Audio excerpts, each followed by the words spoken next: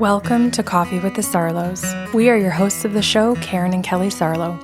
Whether you're struggling with grief or you just need answers, we connect you with spirit to find relief, clarity, and direction in life. We can help you move forward.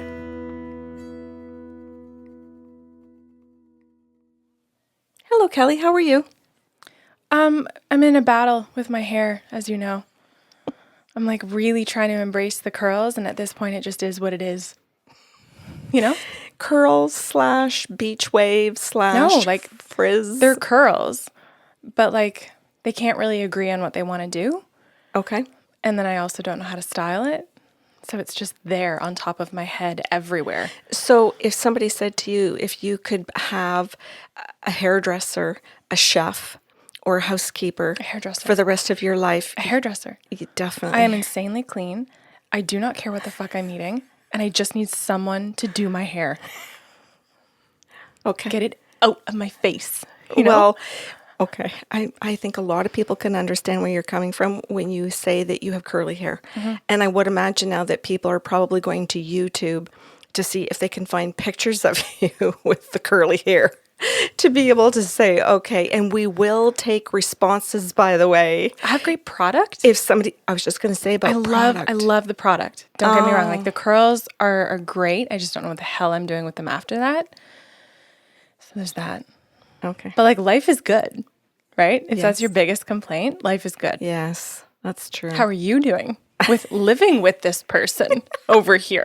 Well, I have the same head of hair, so we're watching each other? Yeah, and we can't do curly on the same days. No, one of us needs to be sane and level-headed. Yes. Okay, all right. Thank you for that. We're going to jump right into a session that I did for a woman, and I'm going to name her Laquita. Okay. At the very beginning of the session, Laquita says to me, I'm in a freaking rut. And she says, I just want to know if you can go to the spirit guides and ask them to tell you anything about my rut.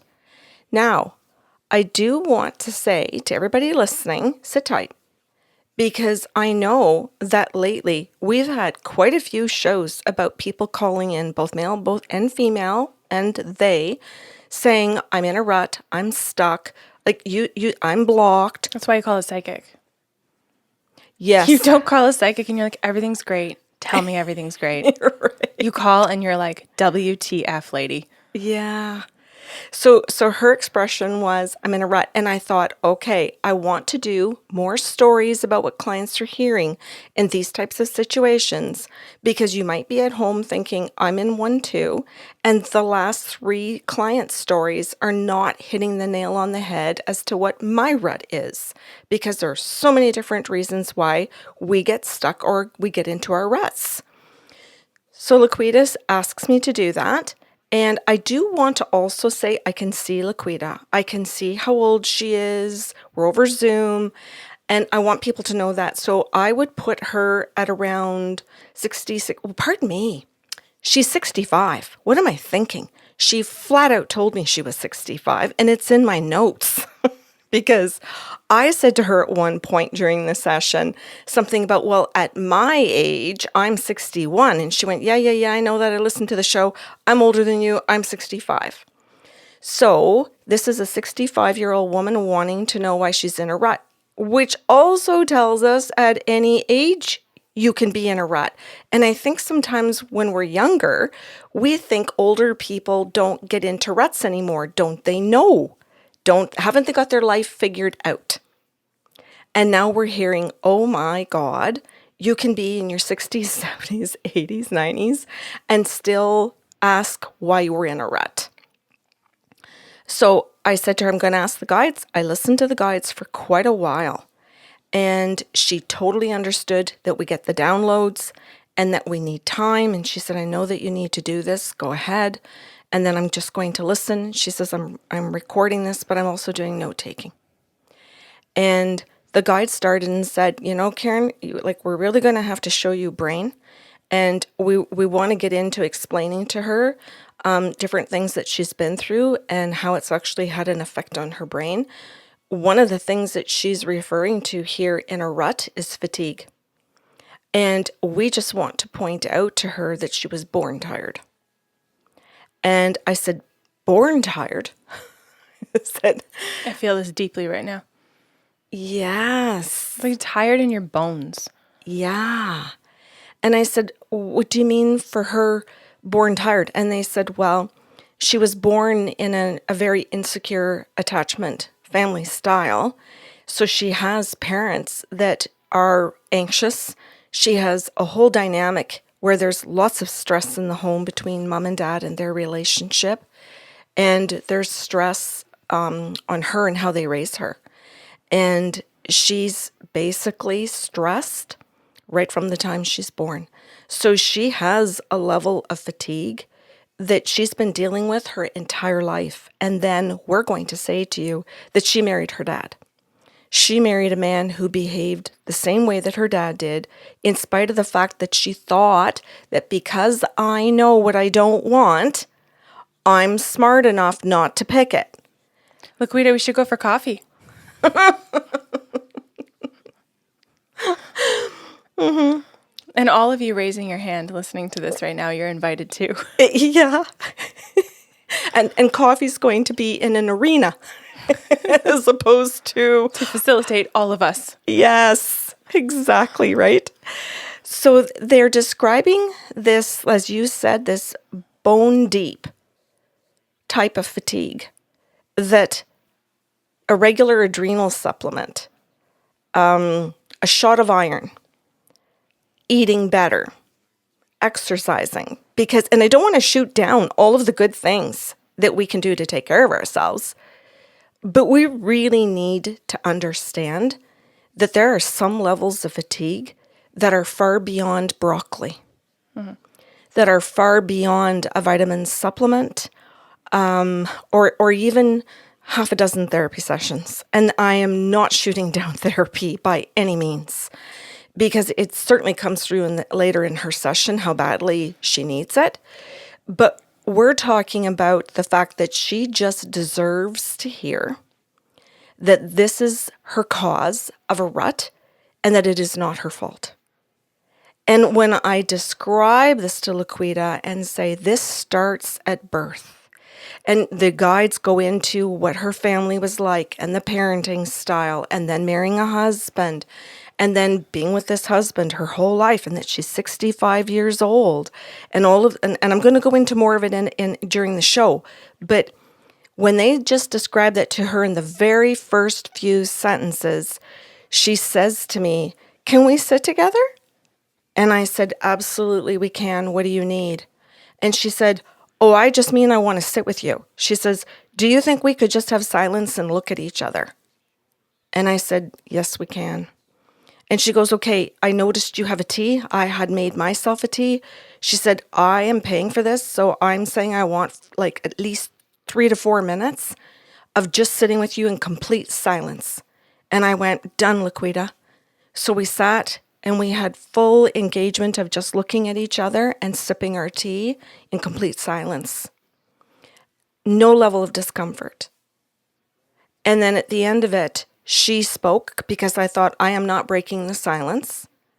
This is something that she has asked for, and I am meeting her needs. So she broke the silence and she said to me, "This is the first time I think in my whole life that somebody has deeply understood my fatigue." And she said, "Not once in the 3 minutes to 4 minutes that I asked you for silence did you try to fix me. Did you try to tell me it was something that it wasn't? Or that you tried to tell me get over it? That you didn't try to tell me forgive and move on, let go?" So you didn't abuse her. She said, and I pointed out actually to her as well, Kelly, that I chose not to use any cliches. And she went, yeah. She says, "You didn't give me any of the cliches, like move on, let it go." She goes, "That's what I'm trying to say." Even, I think people mean well with this particular cliche, but when they say this too shall pass, it's true, right? Things do pass. And I like, that's why I'm saying that I think it comes from an honest place, but even that can hurt because, okay, while it will pass, I'm in it right now. Yes. My reality is what I'm in, not what will pass. Yeah, and if you're just telling me it will pass, is that your level of discomfort about what I'm feeling? Is that like that can be one of a person's someone's thoughts? For sure. It can be comfort. I want to let you know that this will not last forever and that you will be okay. That's one intention. And then another is, oh, this will pass, meaning like, let's not spend too much time on it because I don't want to engage in this. Yeah. Anyway, back to your story. No, but that's good. This is part of exactly what happened in the session, though. I don't want to run out of this conversation that you're creating right now, because this is what she needed. And this is what she was acknowledging and why she asked for the 3 to 4 minutes. And I think that because she had listened to us in our podcast shows, she understood that if she asked me for 3 to 4 minutes of silence, that she knew exactly what she was going to get because of our consistency and how we talk to each other. Nice. And I wanted to point that out because it is something that people listening to this have to consider about themselves. When somebody really just wants me to listen to what they're feeling or what they're experiencing, they don't want me to fix it or to give them any cliches, but they're simply asking for me to be present. Am I? And when we were in that silence, Kelly, I said we maintained eye contact.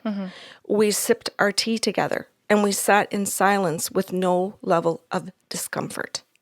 And that can take practice for some people who think eye contact. I would have been sweating right there. No conversation, I would have fidgeted. I would have grabbed my phone. I would have been like, okay, let's get going. We got to move.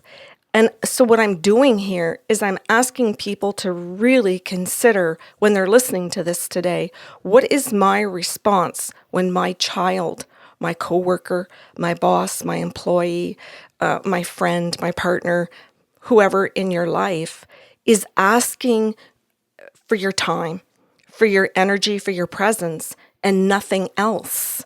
And you are so uncomfortable that you don't know what to do with that. Or can you just sit there today and go, hell, I had no idea. I just didn't even know that's what they were asking for because I got so trained to offer all the other things. I could do that happily. Are you that person could say, wow, I just didn't know that I should hit the pause button and say, hey, what do you need? And do the asking and then go, yeah, I could totally sit with you and do that and provide that. And the other thing that she added then was that silence also gave her an opportunity to feel like she wasn't okay. And she goes, this is a weird thing. She says, because my whole life has been that I go automatically into, I'm supposed to have an answer myself. I'm supposed to know what to do. I'm supposed to be thinking. I'm supposed to be explaining. I'm supposed to be doing something. And she goes, so I wanted to see what it would be like to sit with somebody where I wasn't expected to do anything. And she goes, so I don't know. She says, I just listened to you and Kelly. And she says, and I thought, maybe it would be really interesting to see what would happen to me and what would happen to my body and where would I feel things? Because, you know, you guys are always talking about stuff like that. Where might I feel that in my body or what might happen to my brain if Karen wasn't asking anything of me? What would happen to me? And I said to her, did you notice in your body where you did feel it then? And she goes, I did. And she says, but I'd like you to go on. She says, so I'm just going to hit pause for a second. And could you go on? And so I asked the guides, I said, okay, where does she want me to go with that? And the guide said, well, we want you we want to show you her brain. We want to explain some things to you because where she felt it was in her head. And she doesn't know how to explain the feelings she's been having in her brain.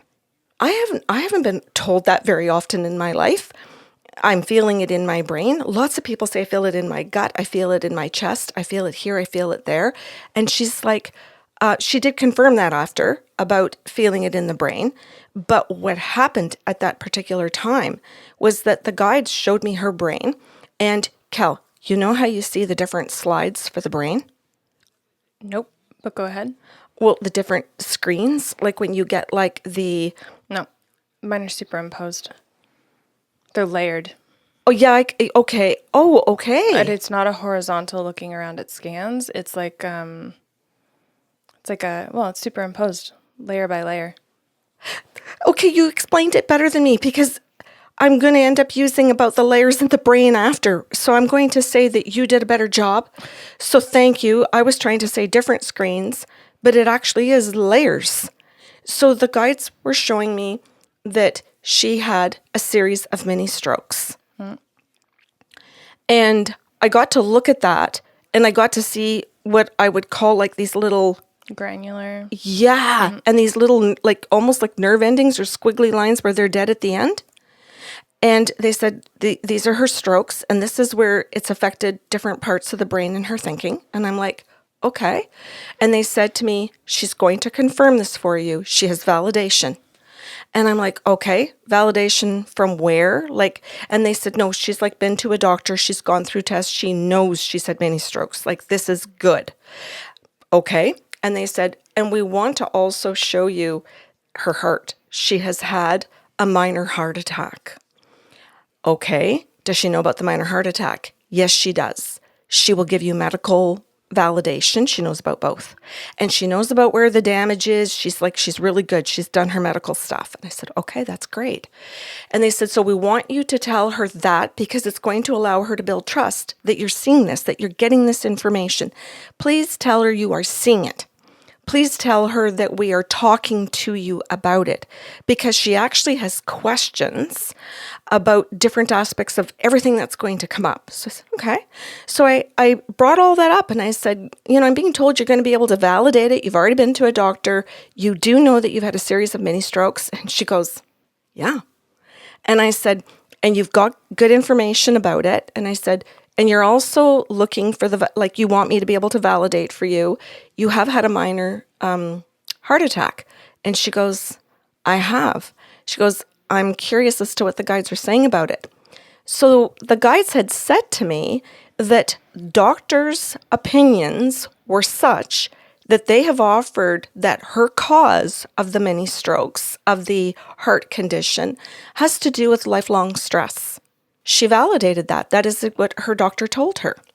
And she goes, now, I booked my appointment with you because this blows me away that you are going to know this without me telling you and without me saying, here are the tests and I can send them to you. She says, this is fabulous and it's a great validation for both of us. What else do the guides want to tell me about it? So I had to take a little bit longer with the guides again. And Kelly, they went in and they showed me, and I'm hoping you're going to help me with this part because I know you know more about the brain scientifically than I do. But they showed me what I believe is the limbic system, reptilian, amygdala. Like they showed me certain parts of the brain and they would go to this part of the brain and they would say this reptilian part of the brain is her fight, flight, fawn center. Freeze. And this got stimulated from being in the crib. And I'm like, oh my God. And they're like, yep, this is when this starts to get activated. So we want to show you that this part of the brain literally is like lighting up and getting zapped like constantly. And I don't know how to really say this to people, but when the guides are showing me that, it's like I feel pain. It's like they would show me something that mom and dad were doing to create inconsistency or lack of care or consideration of her that just healthy people would do for another human being. And you can literally see where that center in her brain is being damaged. But you can also see where other parts of the brain where messages where there is security are supposed to be being created are just kind of like laying there.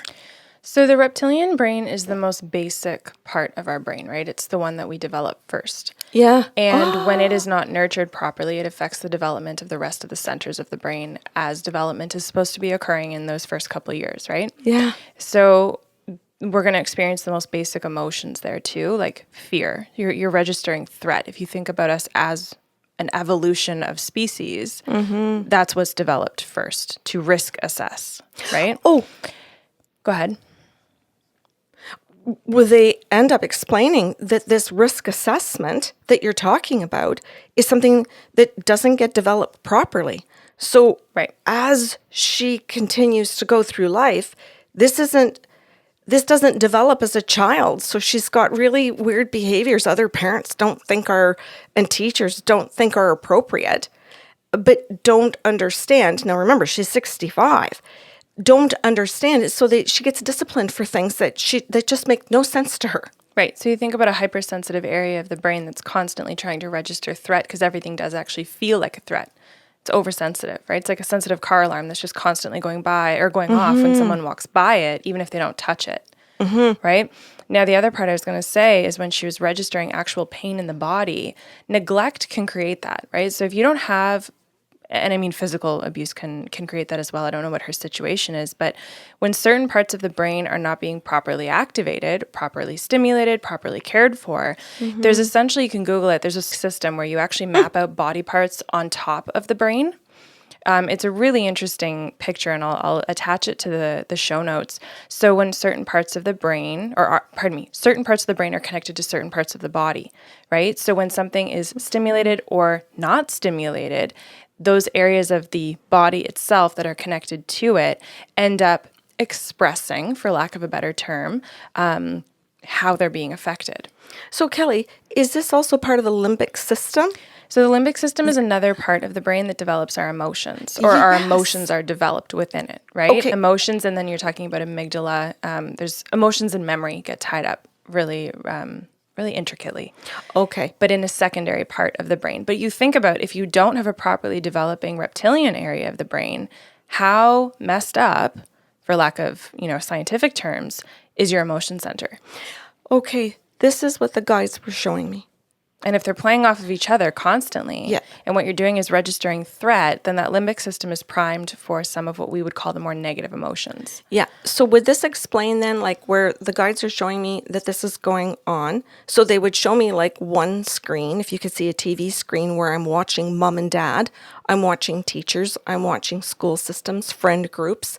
Eventually I'm watching where she's dating and where she meets her husband, and how her whole risk assessment for guys she never should have gone out with and married.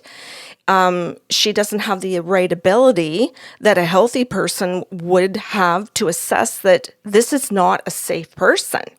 So she picks a very narcissistic husband, and no, there was no physical abuse in answer, or not in answer, but in to address what you said earlier. But there's tons of this emotional stuff that she's very used to that comes from mom and dad. Right. So while there are red flags going like crazy and her body's trying to send her, so I'm watching where her body's trying to send her these messages of this is a red flag, this is a red flag.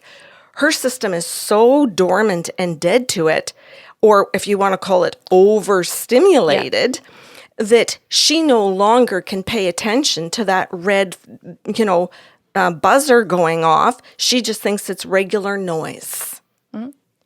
And so this contributes to a work environment where when red flags are going off at work, she pays no attention, and coworkers look at her and her bosses look at her and they flag her that she's a problem. They flag her and pull her in and address it and say, you're not dealing with these issues properly. And it is far beyond her comprehension to even understand it. So she looks at them like deer in the headlights, like just totally not getting it. And they look at her like, what aren't you getting? Mm-hmm.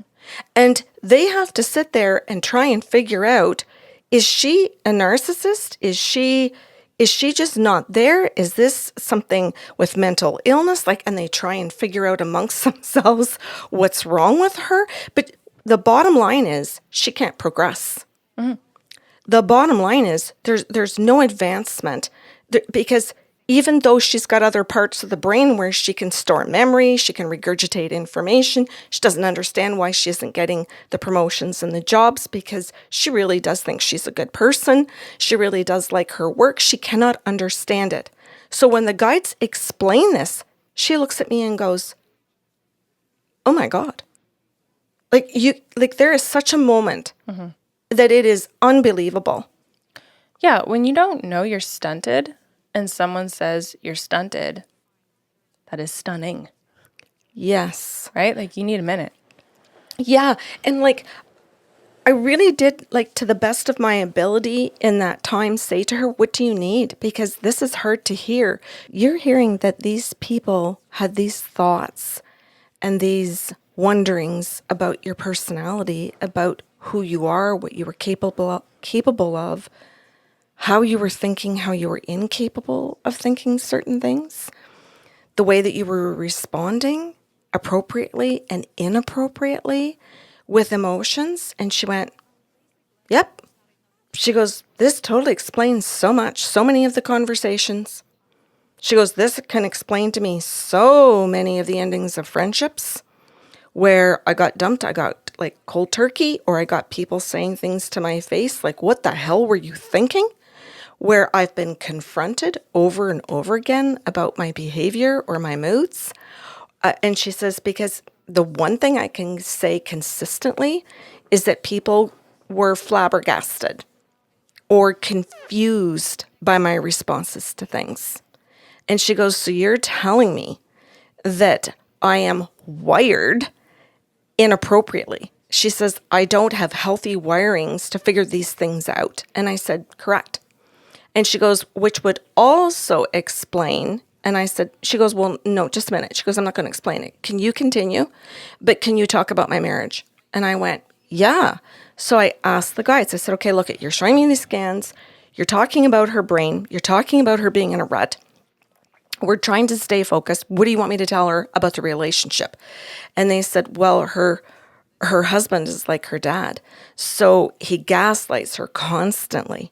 So there's this also whole part of the brain where when she really does get something right, and she's got to work so hard to get something right, I'll say healthy, pardon me, something healthy, he will come along and make sure that that's all in confusion. He will come along, the husband, and make sure that he says, no, that's not what I said. No, that's not what those people think. No. And he purposely creates confusion to devalue her, to demoralize her, to control her so she has nowhere to go. I just remembered thinking, oh my God, I can't believe that I have to tell her this on top of everything else. And the guide said, no, this is exactly why she's called. She's asked you what the rut is. The rut is the wiring in her brain. And what we want her to know too is that she's gone through her whole life thinking that if I just don't want this, this isn't something I want for myself. I know what I don't want anymore, then I'm okay. But we're trying to tell her it's not enough to say, I know what I don't want. You actually have to rewire your brain. And she doesn't accept and has never accepted the fact that it's actually the rewiring of the brain that has to occur, or she is going to live the rest of her life with another person who does the very same thing. And I said, another person? She's left her husband? And they said, yes. But, and what she's going to ask you eventually is, am I going to have a new partner? Am I going to end up being loved? Am I finally going to find love? Am I finally going to get my soulmate? She wants to know these types of things coming in the session. So I said to her what the guide said about the brain needing to actually be rewired, and that it's not enough to just say, I don't want something, without knowing how to rewire your brain so that you actually behave, speak, think, all of it, have core beliefs around things that are actually healthy. Well, okay, can we spell this out a little bit more? Because I think for some people, they're going to be like, well, what? What do you mean? Like, how? How do I rewire my brain? And those are fair questions. So let's just kind of take it to a basic scenario. If I'm sitting at a restaurant and someone says, what kind of cake do you want? And I say, well, not chocolate chip. That's fine. That's a good place to start, because at least you know what you don't want. But if we're not in a practice to know what questions to ask, what kind of self-assessment or check-in to be able to know what you want to move toward, the brain actually doesn't register negatives. So it actually stays focused on not chocolate chip, and here's chocolate chip. Okay? So we end up moving toward the thing we're focused on, even though we're saying not that. So it can disguise itself as something else and we don't see it coming because we don't know what we want to move toward. We're still focused on not this. So we're on the lookout for it, but we're not moving in the direction that we want to go. Right? So every time you are in a practice of checking in with yourself to say, okay, not chocolate chip, but what? Then what? Vanilla? Maybe. Cherry chip? Definitely not. Cookie dough? Okay, possibly. Mint? Yes. Now I've gone through a process in my brain. I've actually implemented a process beyond not that, where my brain now knows to go through options. My brain now knows how to create them, find them, ask for them, and then come to an answer, right? And that's true of any decision that we're making, not just cake. I just thought that was a neutral and fun example. Yeah, it is. Both. So there was a great conversation around how we have to go forward to create the wiring. And she asked for some resources. But one of the key things the guide said to her about the rewiring was therapy, and that you can't rewire your brain by simply reading a book or by simply saying, I want to rewire my brain by walking around saying positive affirmations. And they said, no, like we aren't deterring you from doing some good and healthy things like that, but you actually need to be in therapy with a therapist who's trained to do it and who's trained to figure out the wirings you've actually got so that those ones can be pulled apart and healthy ones can be implemented, so that you don't just say, oh, I'm going to go find some healthy ones, but I've still got these unhealthy ones here, and let's just see if we can squish these ones in with the unhealthy ones. So there's like a surgery that's required to remove the healthy ones. And that has to be looked at with a therapist about her particular life and her particular beliefs. Over a period of time. Correct. So I think though surgery is a really interesting analogy, and there is truth to it, it's not a one-shot deal. Correct. It needs to be something that we pinpoint, okay, here's the source of the issue or the problem. And yes, we're going to work at continuously removing that. But we also need the accountability to get the work done to do the removing. And we need the feedback loop as well from the other person to be able to say, yes, you're doing great, keep going, versus you slipped, you didn't recognize it, let's try again, or let's keep going, right? Like that's time and consistency. You think about what it took to wire the brain. We now have to unlearn and learn something new. That's going to take lots of time. Yeah. And the spirit guides told her too that this is not the job of a girlfriend. No. Your girlfriends were not vetted to make sure that they were all therapists and that they were all qualified to do this, ready, willing, and able every time you get together for a coffee to hold you accountable and to teach you. And she just laughed at that and she goes, yeah, that's fair. And I said, so don't put that on them. And don't put that on a date. Don't put that on your future partner. You have to give that role and responsibility to a fully trained person with an education and a paycheck and a time frame, with homework, all the things you're talking about, that's properly done for you. And then you will really feel cared for. And when I said that, you will really feel cared for, she just took a great big breath.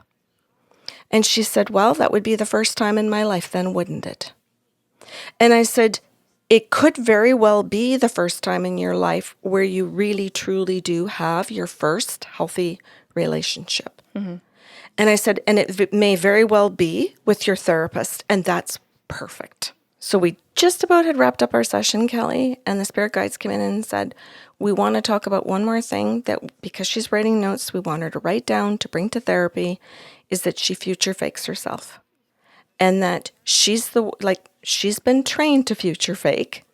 Her dad has done it to her, her partner's done it to her, but now she does it to herself. And she thinks, in the future, I will get this. I will do this in the future. She doesn't take accountability for now. And they said, tell her to write it down and tell her to take it to therapy, and that when the time is right, the therapist will catch it in the right moment when she's doing it and be able to address it with her each time she gets into the pattern of the future faking herself. So she wrote that little note down to take to her therapist.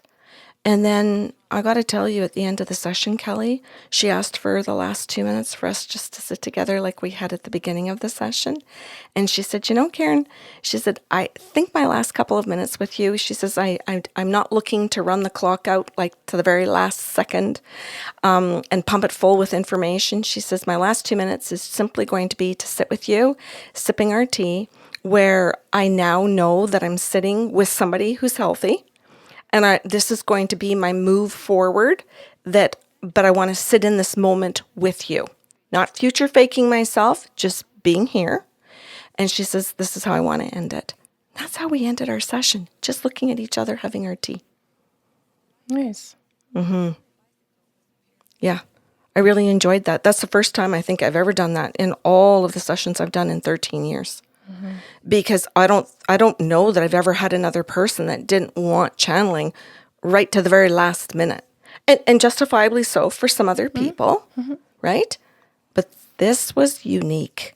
She was so different by the end of the session, Kelly, because there was so much relief in knowing what that rut was caused by and what she could do about it going forward. There was this calmness about her and peacefulness.